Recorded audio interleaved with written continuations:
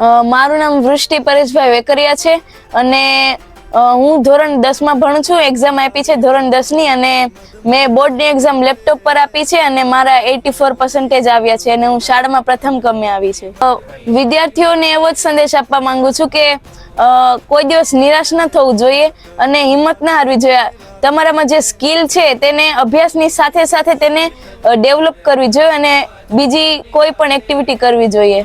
બેન, વાત હવે જે સંગીતની રહી છે, સંગીતની દુનિયામાં તમને રસ છે, એ રસ તમને ક્યારથી જાગ્યો? હા, હું નાની હતી ને ત્યારે 3-4 વર્ષની નાની હતી ત્યારે મારા દાદી સાથે મંદિરે સત્સંગમાં જતી, ત્યાં બધા ગાતા અને હું પણ કાલી ઘેલી ભાષામાં ગાતી.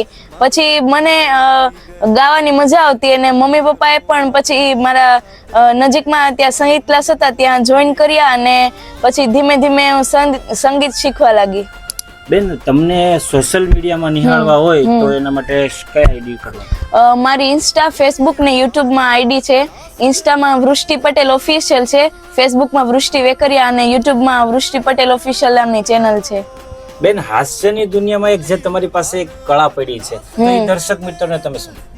મને તારક મહેતા કા ઉલ્ટા ચશ્મા એ સિરિયલમાં જે દયા ભાભી છે તેનો અવાજ કાઢતા આવડે છે. अरे सुनते हो टप्पू के पापा? हाँ बोलो क्या है?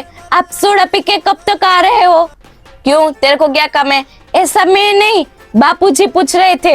બેન, અત્યાર લગીમાં તમને શું શું મુશ્કેલી પડી છે અને પ્લસ તમને તમારા મમ્મી પપ્પાએ શું સપોર્ટ કર્યો છે? તમારા મમ્મી પપ્પા પાસે શું કહેવા માંગો છો? મારા મમ્મી પપ્પાનો પણ ખૂબ સારો સપોર્ટ છે. હું જ્યારે નાની હતી ને ત્યારે મેં સંગીત ક્લાસ જોઈન કર્યા હતા. ત્યારે હાર્મોનિયમની ધમણ સુધી મારો હાથ પહોંચતો ન હતો તો મારા મમ્મી ધમણ આપતા અને હું વગાડીને ગાતી હતી અને મમ્મી પપ્પા ખૂબ સારો સપોર્ટ કરે છે. મારા પપ્પા મારે જ્યાં જવાનું હોય, ગમે ત્યાં પ્રોગ્રામમાં જવાનું હોય તો તે મારી સાથે જ હોય છે હર હંમેશા. બેન, અત્યાર લગીમાં તમને કેટલા સોંગ યાદ છે અને તમે કેટલા સોંગ ગાયા છે? અત્યાર સુધી મતલબ મને એમ તો 200+ ભજન, ગરબા, સંતવાણી બધું યાદ છે.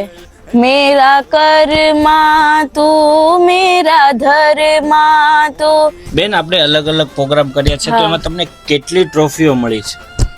એમ તો ઘણી બધી ટ્રોફી, પુરસ્કાર મળ્યા છે. મારી પાસે 150+ ટ્રોફીઓ છે. જી બેન, તમે પ્રોગ્રામમાં જાઓ ત્યારે તમારા મમ્મી પપ્પા શું સપોર્ટ કરે છે? મારા પપ્પા આઉટસાઇડ નું કામ સંભાળે છે. મારા મમ્મી મને કોઈ પણ પ્રોગ્રામના કે રિલેટેડ ગીતના રાઉન્ડ બનાવવામાં મદદ કરે છે. બેન, તમે સરકારને શું સંદેશ આપવા માંગો છો? સરકારને તો હું એટલું જ સંદેશ આપવા માંગીશ કે મારા જેવા ઘણા એવા લોકો છે, તેમનામાં ઘણી નવી સ્કિલ્સ છે, તો તે સ્કિલને